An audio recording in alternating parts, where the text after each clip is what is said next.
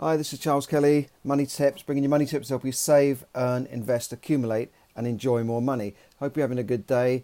Reporting now from a wet and windy London, and it's actually election day today, so everyone's out voting and rushing around, and yeah, it's a funny day really because we've got the election happening, but all the election stories have stopped for now until tomorrow when they'll dissect who's won the election. Is it a hung parliament? Is it Boris Johnson coming back into number 10? Or is Jeremy Corbyn going to take over? We just don't know at the moment. Hi to anyone on Facebook Live. Dave, Magnolia, yeah, hi there. Great to see you. So I want to talk to you today about the M&G Property Fund. I mentioned this last week that a lot of people have been withdrawing their money from the property fund, and it seems to have steamrolled forward now, and millions have actually been pulled out of this M&G property fund. It's a UK property fund which invests in around 91 commercial properties. Now, you might see many properties in the high street that are rented out in Oxford Street and big shopping centres. That most of those are owned by property funds and pension funds, and they're considered to be long-term investments. Now, just like when you go to the bank, if everyone rushed to the bank today and said, I want to withdraw my money, the bank wouldn't have it because the money's tied up in investments or it's been lent out to people. And it's the same thing with a property fund. If everyone pulls their money out of that property fund, they can't sell those 91 properties just overnight. So there's problem. That's why they've suspended withdrawals from the property funds for now until things settle down. But they're blaming Brexit. Similar thing happened when the Brexit referendum went the wrong way, i.e. people voted out when they're expected to vote to remain, and there was a similar sort of run on property funds, and now it's happening again because people are worried about the election and Brexit and that sort of thing. Why, I don't know, because businesses carrying on as normal. Yes, some of the high street shops have closed down, but they tend to get filled up again with other shops. The retail sector has obviously suffered, but these funds don't only invest in shops. They'll invest in offices and all sorts of things. I mean, in our area, a property some land owned by Legal & General has just been rented to Sky, and Sky are going to build a big studios.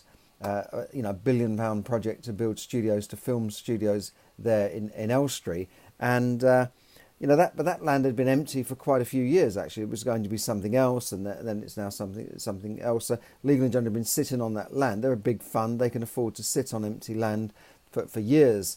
I think that in any fund situation, you're in a fund. You're not driving your own car, you're on a bus and you have to go where the bus goes. So in this case, billions of pounds are in this fund that they're going to just be tied up for longer until things settle down and people can get their money out. Because, as I said, they can't just sell all these properties. I think if you want to invest in property, do it yourself. Learn how to invest in property yourself, and you can tangibly see what you're investing in, and you get the returns directly. When I was in financial services, and I was in financial services for 25 years, I always found that the returns on property funds were pretty poor. In fact, some of them were rubbish. I thought, why are the returns on property funds so low compared to equity funds in shares where they seem to be given a higher return and property funds were low, when the underlying investment, they own all this property and they charge high rents for these properties and they've got good tenants. Why are the returns so low? Maybe it's all the costs and the charges and the surveyors and all these people they employ. But I always found I got a better return by just buying a property. I mean, in the good old days when property was going up by 20% a year, the property funds were still not doing that well compared to just direct investment in property. Obviously, there's less risk if you're in a fund and there's a bigger spread. But I would say go and learn how to invest in property yourself. And if you don't know how to do it, then take a course. Learn how to do it. I can offer courses, free courses to learn how to invest in property and how to use other people's money to invest in property. So I would just get out there and just do it yourself. If you're interested, just drop me a line at charles@charleskelly.net or on Facebook Messenger. Now, I don't know if you've heard the story today about the post office post office masters, as they used to be called, post office masters, postmasters, sub post office people. Now, if you look around most of the post offices in the country, they tend to be little shops, and these are called sub post offices. So they are businesses which have a contract with the post office, or whoever they're called nowadays, and they run a post office, and they usually run a little shop alongside. So they have a business on one side, which is it could be a stationery shop or a food shop or a sweet shop, and then they have this little counter, and and they are subbing for the post office. So people can post letters there. They can buy all sorts of services through the post office, parcels and all that sort of thing. And the post office masters are usually paid a salary. I'm not quite sure how it works now, but they have a they have a contract, and it was considered to be a good little business to have. You wouldn't ever become a multimillionaire, but if you owned the property and you built this up and you lived above the shop, it was quite a nice little business for people, and it was always considered to be something nice to do. The only downside, I suppose, is that you risk getting robbed and armed robbers and that sort of thing. But recently, there's been a case where the post office head office installed a new computer system, and that computer system called Horizon was pulling up errors. It was saying that people in the post offices were short of funds. So when they did the balance every day, they found they were short by a few £100 or a few £1,000, and they were saying to the post subbies, look, you've got to make up this shortfall. The computer says you're wrong. And people were arguing against it, and these disputes went on, but it wasn't nationally known until now that there were dozens and dozens of these sub postmasters that were in trouble with their head office, and they were being accused of stealing the money. So it's really a tragic story, because they were being accused of stealing this money when in fact they'd done nothing wrong, and they were arguing their case. And some of them, they rang in on a radio show today, and some of them said that rather than go through a lengthy court case, and they were being threatened with cancellation of their contract, which would have been the end of their business, they ended up forking out the money to pay off and just say, look, all right, well, here's the £1,000 to settle it, let's move on. But some people went further than that, because some people were tens of thousands of pounds in debt, and they decided to fight it in court, and some ended up in jail. Some ended up with criminal records. Some had their lives destroyed. Others pleaded guilty rather than go to prison, because they just couldn't fight it.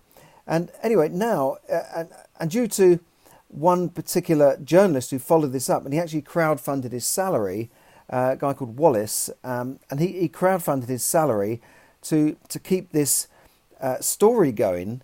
And it turns out now that the post office has admitted they are wrong. It's gone to court, and the post office admitted they're wrong, and that they will have to compensate all of these people. And this computer system apparently still being used in 11,500 sub post offices, and yet this case is now there are multiple appeals going on, but I don't think any amount of money. There's 58 million going to be paid out. But if you spread that amount thousands of people, it's not going to be a lot of money each, and it certainly doesn't pay for having your life destroyed, maybe losing your business, losing all your money, and so on.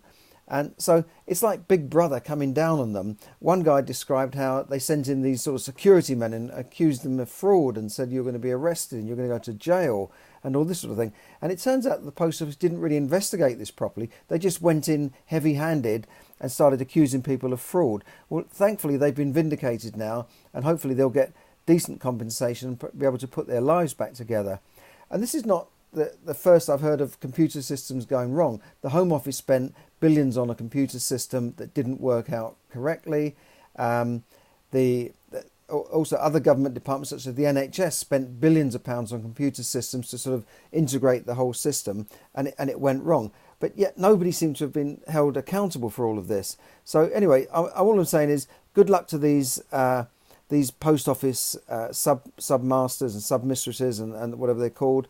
I hope that they can get their lives back together, because generally they provide a very good service.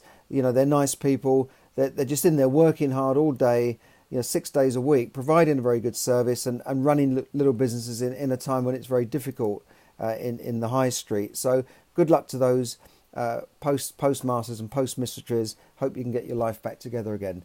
So thanks for listening. And if you want to follow that story up, it's on the BBC website. You can read all about those sub-postmasters, but good luck to them. Thanks very much, and happy election day here from the UK. Everything's quiet here. There's no violence, there's no shootings like there are in some countries, fortunately. But I think this rain is going to put some people off from going out to vote. But we'll see what happens tomorrow. Whatever happens to the economy and to the wider economy, I'm running my own economy, so I've got to get on with life, whoever's in number 10 Downing Street. So thanks for listening, and bye for now.